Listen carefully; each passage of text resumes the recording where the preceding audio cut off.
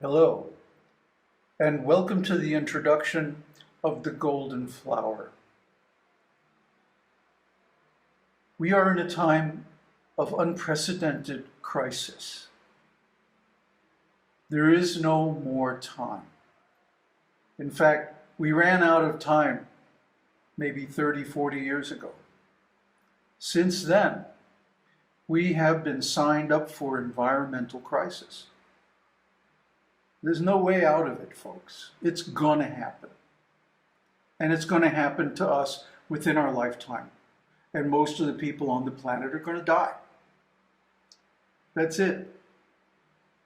So the question now becomes, not what are we going to do about the crisis out there in the world, but what are we going to do about this crisis within ourselves? Because now we've already signed up for it. It's going to happen. The only question left is, how are we going to deal with it? How are we going to take it? What's going to be our attitude? What's going to be our state of being? I mean, everyone is going to die someday anyway. And we want to perfect our being, or at least reach the highest that we can before that happens. So there are so many methods, so many scriptures, so many teachers, so many different kinds of sadhana, etc., etc. Well, which one do we use? Which one do we take advantage of? Because there are many doors, 84,000 doors to the Dhamma, according to the Buddha. So which one? Well, I would suggest to you that in this time, in this circumstance, we need the one that works quickly and gets us to enlightenment in the shortest possible time with the least amount of effort. That's why I'm presenting the golden flower. The golden flower is a very old method. And the interesting thing is, it doesn't belong to any one school. No religion, Taoism, Buddhism, Hinduism, Christianity, Muslim, takes claim to it. No organized school exists. It's completely esoteric. Yet, it's the most powerful and efficient method I know. In fact, I attained first stage enlightenment, first path as it's called in Buddhism, through this very method, under the direction of Osho.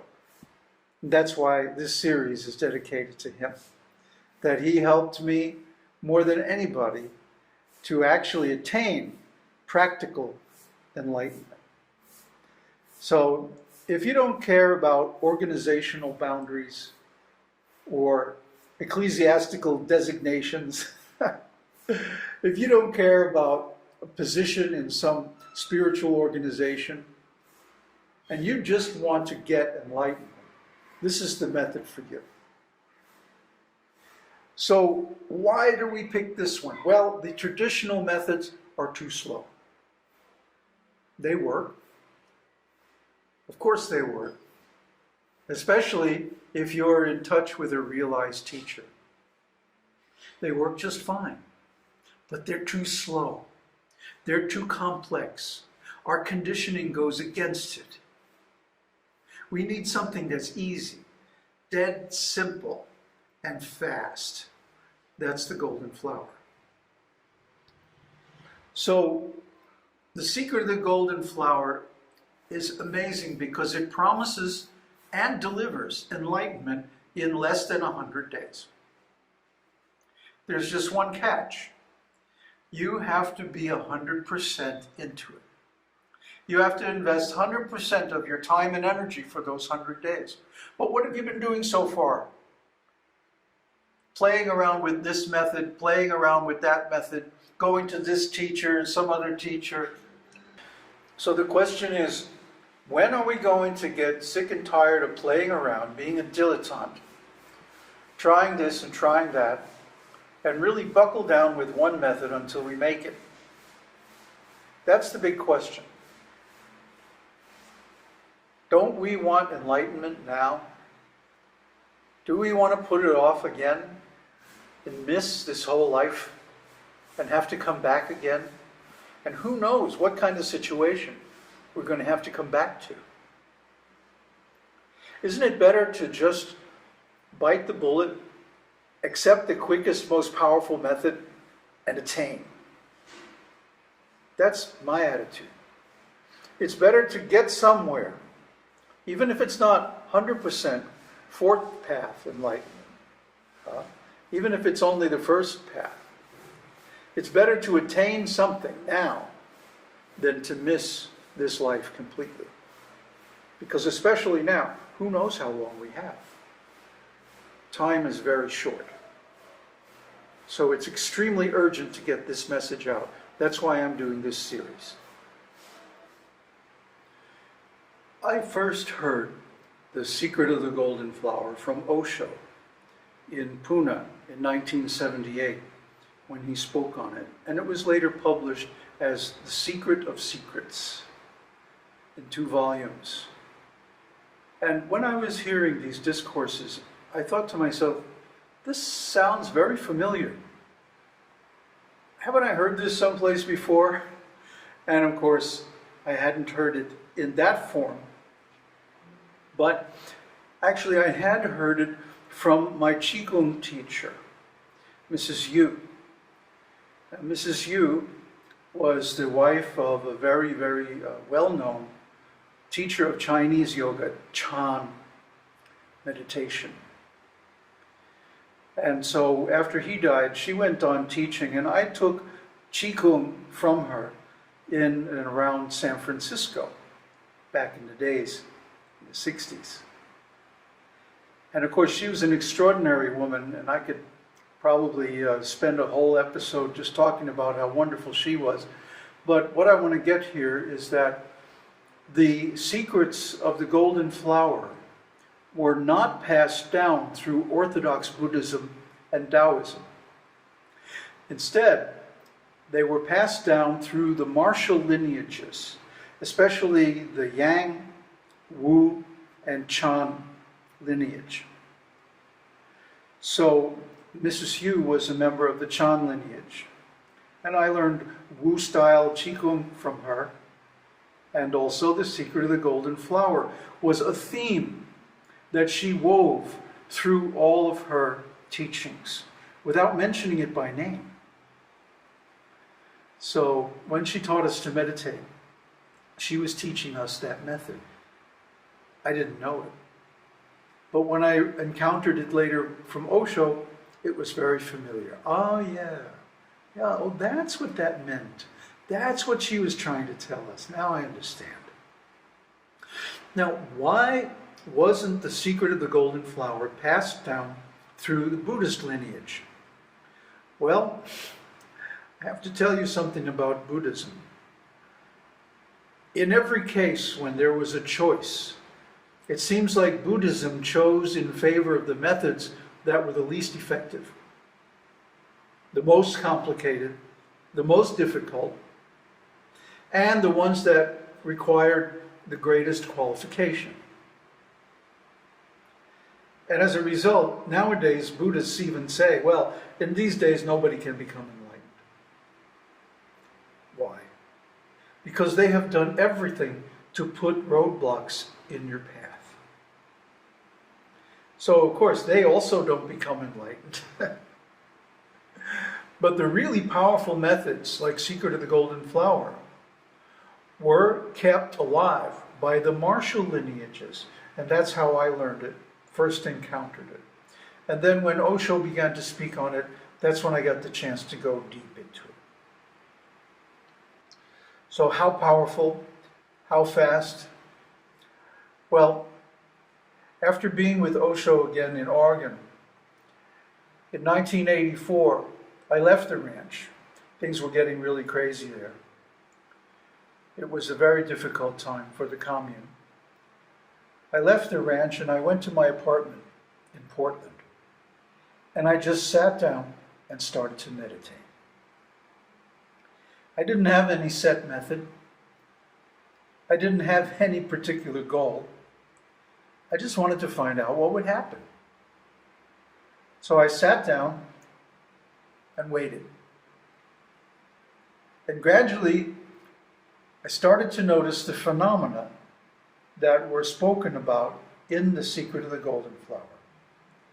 And as I began to cultivate those phenomena, I became very interested in my inner life.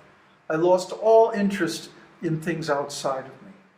And I kept on meditating more and more until I was meditating sometimes 18 hours a day. I mean, I was young and strong then, so I could do it physically. But more than that, it was the interest that sustained me. Very interesting phenomena going on in the inner world that we're normally not aware of. And the secret of the golden flower is the backward flowing method, reversing the flow of the energy in the chakras. What does that mean? It means that normally, for example, with our sight, normally we're looking. That means the energy is going out. We're looking for something. We're looking for specific things that we hold in our minds as name and form. And when we encounter those things, we recognize them, and then we can do something or whatever we want to do. But our looking is an outward flow of energy, an outward flow of attention, an extroversion. As opposed to looking, there's seeing. Now in seeing, one simply relaxes. We're not looking for anything in particular. In fact, we're not looking at all. Simply relaxing, and whatever visual stimuli come to us, well, that's fine. That's what we see. But we see without looking. We receive the visual energy, the light images, but we don't go seeking them. See? It's an inward flow.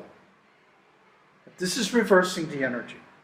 And you can reverse the energy of all the senses, not just sight, but also hearing, taste, smell, touch, and the mind. They can be reversed. And when those flows reverse, we go from acting karmically in the world, which brings a result of more karma and rebirth, going round and round on the wheel of birth and death.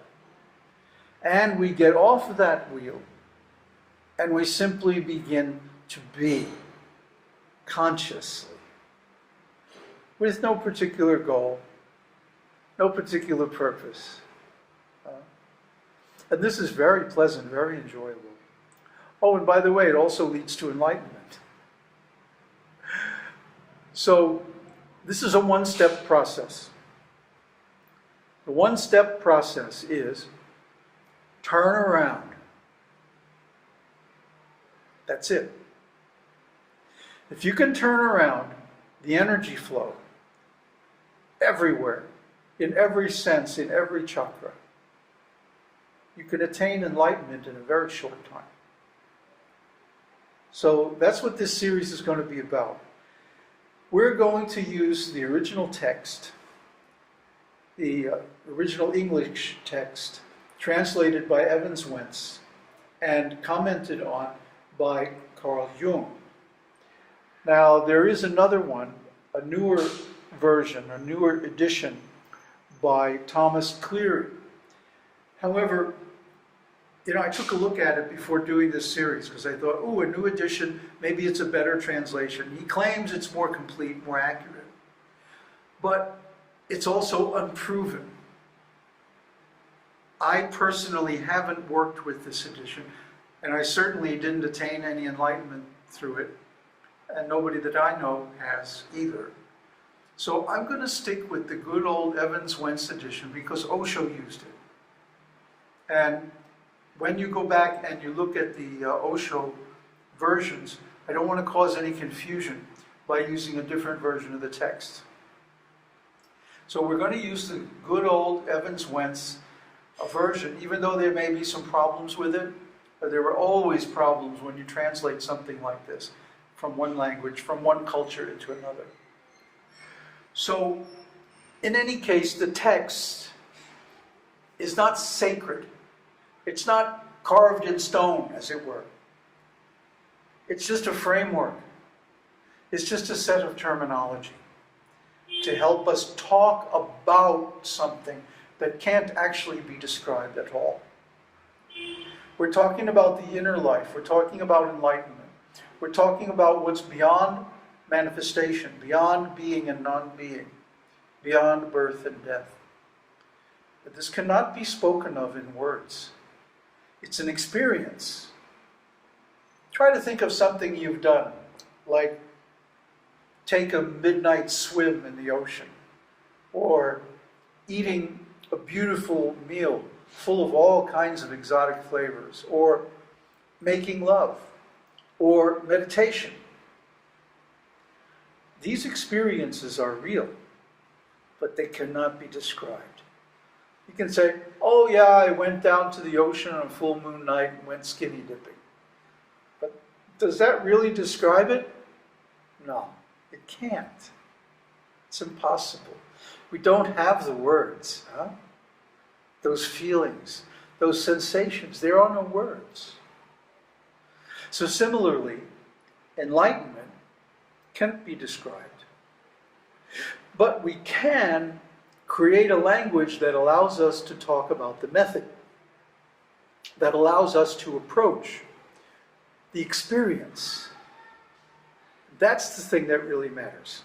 So even though my words are basically nonsense, all words are basically nonsense, it seems to make sense when we're talking about objects.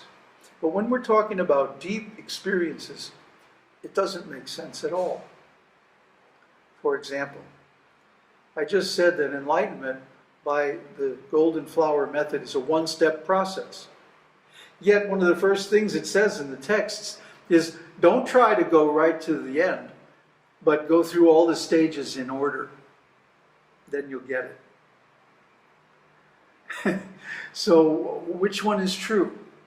That it's a one-step process or that it's a step-by-step process? Which one is right? Well, the key here is that we don't take the text too seriously. Okay?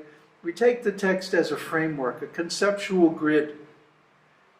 And then we can hang our words on that grid and see what the relationships are between them. That helps us navigate. It's like a map, that's all. A map of the territory. So just so you're not left hanging with that example I brought up a minute ago.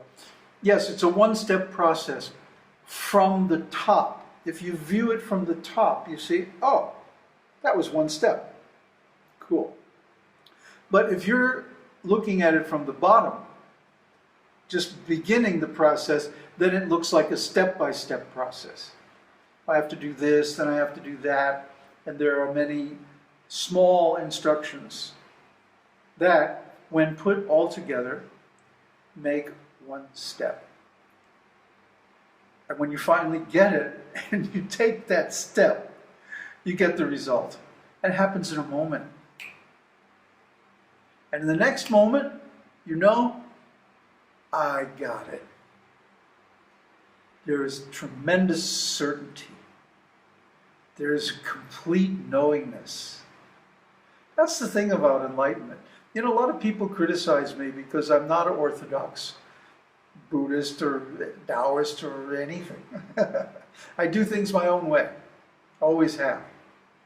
I'm an individual. And I have my own point of view on everything. I don't follow the party line. Not at all.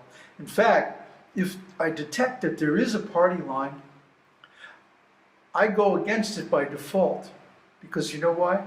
The majority is almost always wrong. How is that?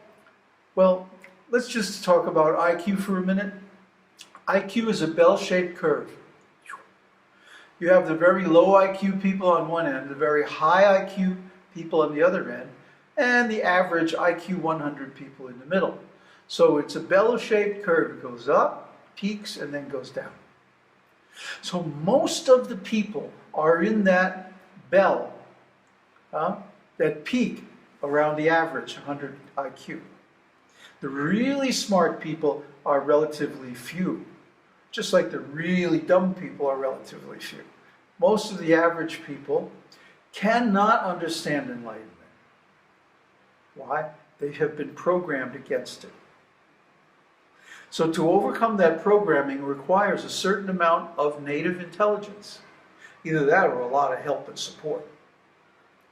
So automatically, the people who are average are usually wrong, especially about difficult and advanced subjects like enlightenment, meditation, spiritual life, and so on. Whatever the average person thinks is probably bogus. And that's a pretty safe bet. So when I see people's attitudes and opinions about spiritual life, about life in general, or about me, I don't take it serious. I can't. Because I know I've had the experience. And I have complete certainty that the method works.